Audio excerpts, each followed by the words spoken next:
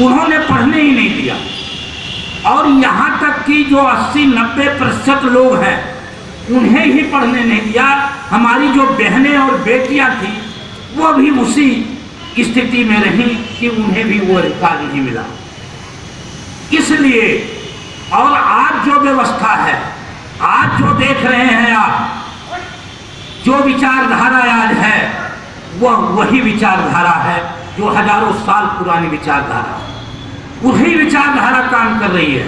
और दोनों स्थितियों में काम हो रहा है। वन चार्ज थाट में इनका जो सबसे बड़ा गुरु है उसने क्या कहा है?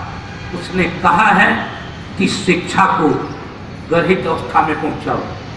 अगर शिक्षित नहीं रहेंगे लोग, बात को समझेंगे नहीं लोग, अधिकार को मांगेंगे नहीं, न हमसे प्रश्न करेंगे। प्रश्न का उत्तर कोई दे रहा? नहीं दे रहा। दूसरा उन्होंने षड्यंत्र किया कि अर्थव्यवस्था में इतना कमजोर कर दो इन्हें कि यह इतने नीचे चले जाएं, दबे कुचले हो जाएं कि यह केवल अपनी रोजी और रोटी में लगें और कोई काम न करें। तो हमें होशियार रहने की आवश्यकता है। हम दोनों कामों को मजबूती से करें। हमें शिक्षा के क्षेत्र में मजबूत रहना है। और हमने जो कैलाश जी ने कहा कि हमने जो 5 पुस्तकालय यहाँ पर संचालित कर रहा हूँ, उसका उद्देश्य भी यही है। उसका उद्देश्य यह है कि हमारे लोग जो कमजोर वर्ग के लोग हैं, जो आर्थिक दृष्टि से कमजोर हैं, वो बच्चे वहाँ पर आईएएस की, पीसीएस की, सीपीएमटी की, पीएमटी की और जितने भी नौकरियां हैं सरकारी, कंपटीशन सक्सेस रिव्यू है, वहाँ पर प्रतियोगिता दर्पण है, प्रतियोगिता किरण है और जितनी भी कंपटीशन की बुक हैं वो सारी बुक वहाँ पर उपलब्ध है। इसलिए हमारे जो पुस्तकालय हैं, मैं आप लोगों को बताना चाहता हूँ कि उसमें पाखंड की एक भी पुस्तक आपको नहीं मिलेगी, उसमें पाखंड फैलाने वालों की, क्योंकि पाखंड ने इस देश के अंदर हमारा सबसे बड़ा नुकसान किया। यहाँ पर अंधविश्वास, पाखंड, इसने हमें आगे बढ़ने नहीं दिया। हम लोग पाखंड में फंसकर और आज भी फंसे हुए हैं। माफ करना, पूरा समाज आज पाखंड में फंसा हुआ है, उससे निकलने की आवश्यकता है।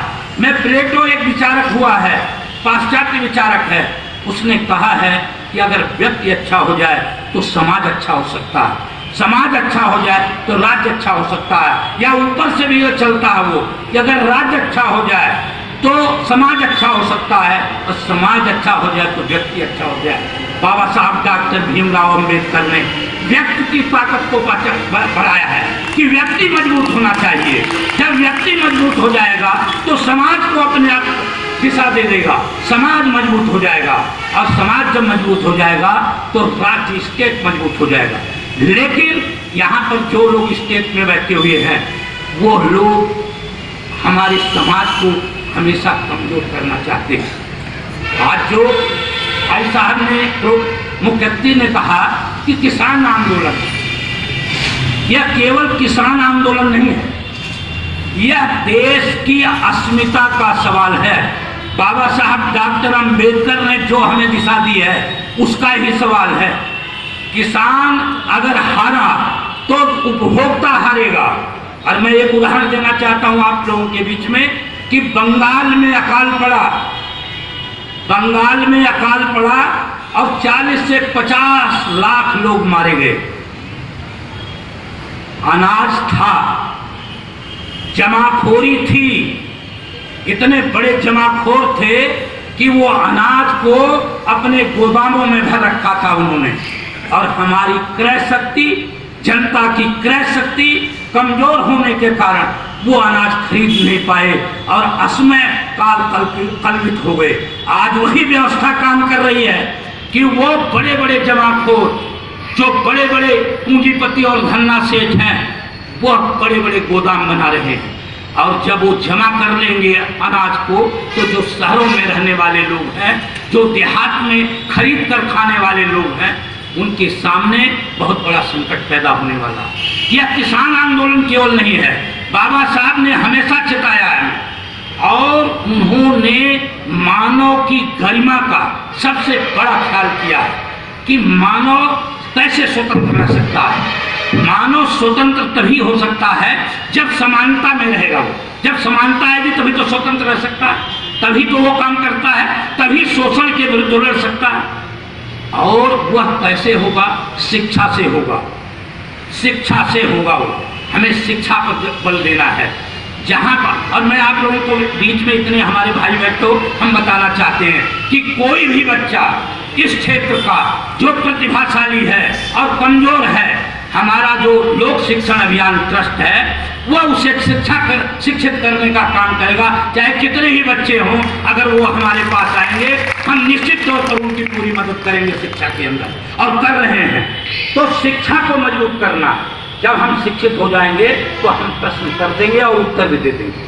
तो संविधान की हमें रक्षा करनी है। आज संविधान पर सबसे बड़ा खतरा पैदा हो गया, क्योंकि ये जो व्यवस्था है, जिन लोगों को हमने वोट दे दिया, हम गलतफहमी में वोट दे गए, हम राम नाम में वोट दे देते हैं, हम पैसे के नाम पर वोट दे देते हैं। लोग कहाँ है? मताधिकार बाबा साहब ने दिया है। बाबा साहब ने क्यों दिया मताधिकार?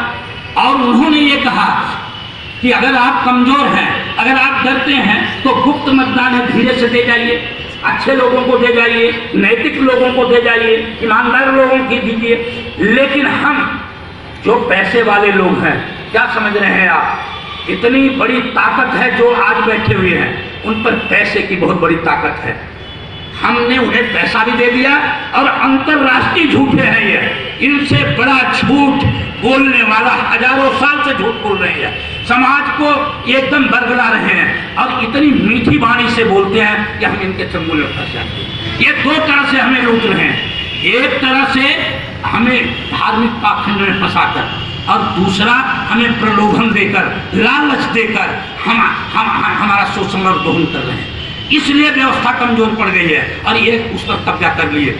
ये हमारी गलतियां हैं, हम अपनी गलती के कारण इनको वहां पर दे दिए। भाई ये इतने बड़े पैसे वाले भी हैं और झूठे भी हैं, पाखंडी भी हैं, और हम इन्हें ताकत भी दे दिए, तो हम कहाँ हैं? हम तो जो आम आदमी है वो हाशिए पर पहुंच गया है। संविधान क्या करेगा? भाई संविधान को संचालित करने वाले अगर खराब लोग हो जाएंगे तो संविधान कैसे बचेगा? संविधान की रक्षा के लिए हम लोगों को कुर्बानी देने के लिए तैयार रहना है, क्योंकि जब तक हम कुर्बानी देने के लिए तैयार नहीं रहेंगे, ये संविधान की क्लॉज और धाराएं वो कोई कुछ काम नहीं करेंगे। बाबा साहब ने तो हमें दे दिया और हम में ताकत है नहीं कि हम बहक जाते हैं, हम बहक करके वो उन्हीं मनवादी व्यवस्था वालों के साथ चले जाते हैं। कुछ पॉलिटिकल पार्टियां भी हैं, राजनीतिक दल भी हैं, उनका भी अपना कुछ न कुछ स्वार्थ रहता है, वो ना देखते अपना, वो भी अपना कर लेते हैं अपना काम। इसलिए यहाँ पर क्रांति नहीं हो पा रही है, क्योंकि क्रांति बहुत जरूरी है। अब जो सामाजिक क्रांति है, बाबा साहब ने भी इस पर बहुत बड़ी बात कही है कि सामाजिक क्रांति, सामाजिक लोकतंत्र अगर नहीं है तो राजनीतिक लोकतंत्र अधूरा है। वो राजनीतिक लोकतंत्र नहीं रहेगा। कहाँ सामाजिक लोकतंत्र हुआ है? आज मैं बताना चाहता हूँ आप लोगों के बीच में इस मंच के माध्यम से कि 2014 में जो लोकतंत्र हमारे देश का 27वें स्थान पर था, आज वो 53वें स्थान पर है। अभी ब्रिटेन लंदन से रिपोर्ट आई है, इकोनॉमिक से रिपोर्ट का है कि वो 53वें स्थान पर पहुंच गया है। क्या कारण है पहुंच गया है? उसके अंदर स्वतंत्रता नहीं है, धर्मनिरपेक्षता का मतलब खत्म कर दिया है इन्होंने, धार्मिक पाखंड ये फैलता जा रहा है। इसलिए हमारे लोकतंत्र को भी खतरा पैदा हो गया। इसमें हम लोगों की जिम्मेदारी है, हम लोग लगातार ये इस पर चर्चा करें, विचार करें, जहाँ बैठते हैं वहाँ पर विचार करें कि हम इस व्यवस्था से कैसे बच सकते हैं। तभी बाबा साहब के सपनों को हम बचा सकते हैं। बाबा साहब ने कोई मामूली काम किया और हम आप तो उस कष्ट को झेले भी नहीं हैं जितना बाबा साहब ने झेला। उन्होंने जितना झेला, मैं बाबा साहब का क्यों मुरीद हूँ?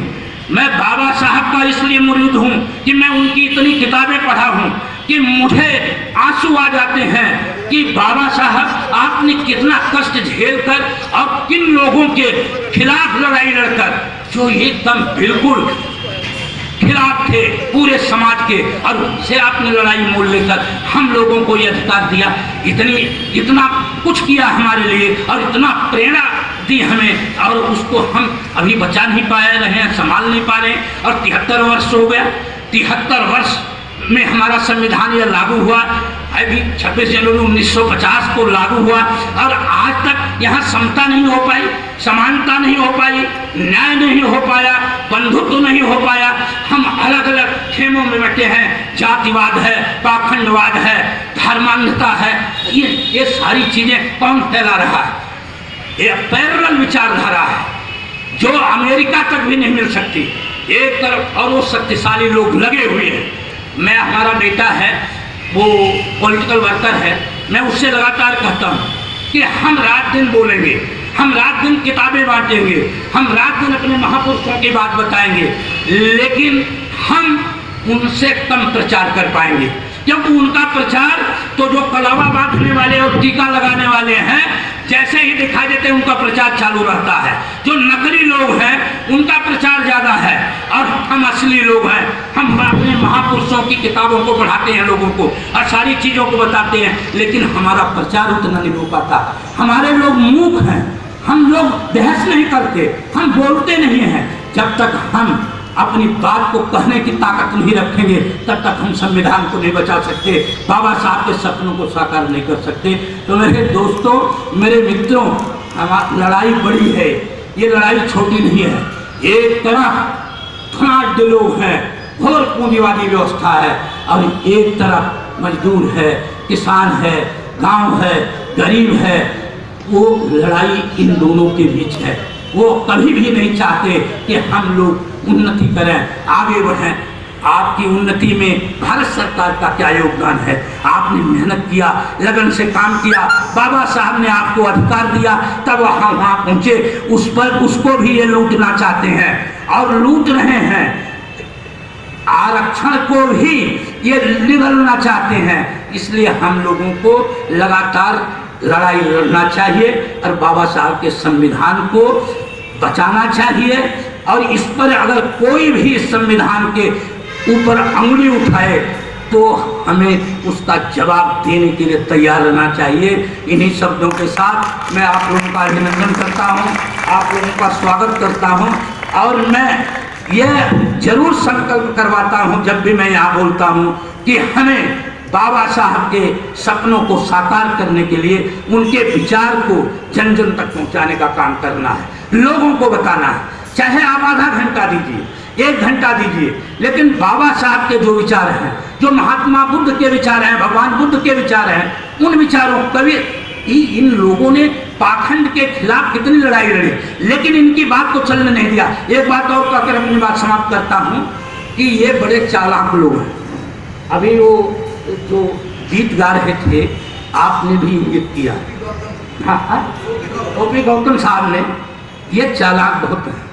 जो भी हमारे यहाँ, जो हमारे लोगों की विचारधारा के लोग हैं, वो जब बड़ा काम समाज में करते हैं तो ये भगवान बना देते हैं उसे, और भगवान बनाकर और माला फूल लेकर अपने आप वहाँ पहुँच जाते हैं, और हम भी उसी रास्ते पर चले जाते हैं।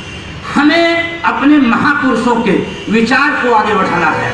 उनका सम्मान करिए, उनकी पूजा करिए, उनको अपना आदर्श मानिए, लेकिन उनके विचार को मरने नहीं दीजिए, उनके विचार को बढ़ाइए। और जो ये षड्यंत्र इन लोगों का है, उस षड्यंत्र को समझते रहिए कि ये हमारे जो बाबा साहब डॉक्टर भीमराव अम्बेडकर हों और चाहे भगवान बुद्ध हों, वो इनको ऊपर से मानते हैं, नीचे से उनके विचार को नहीं मानते।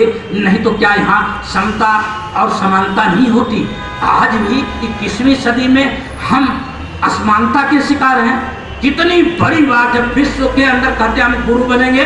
मैं डंके की चोट पर इन लोगों को सुनता हूँ कि आप विश्व के चेला नहीं बन सकते, गुरु कैसे आपको कोई बना देगा? जहाँ इतनी बड़ी असमानता हो, जहाँ इतनी असमानता हो, इतना विभेद हो, जातिवाद हो, पाखंडवाद हो, वह गुरु कैसे हो सकता है? अरे गुरु तो वह होता है जो रास्ता बताता है, जो बाबा साहब डॉक्टर भीमराव अंबेडकर जी ने हम लोगों के सामने रखा है। इसलिए उनके चरणों में नमन करता हूँ और बहुत बहुत धन्यवाद करता हूँ।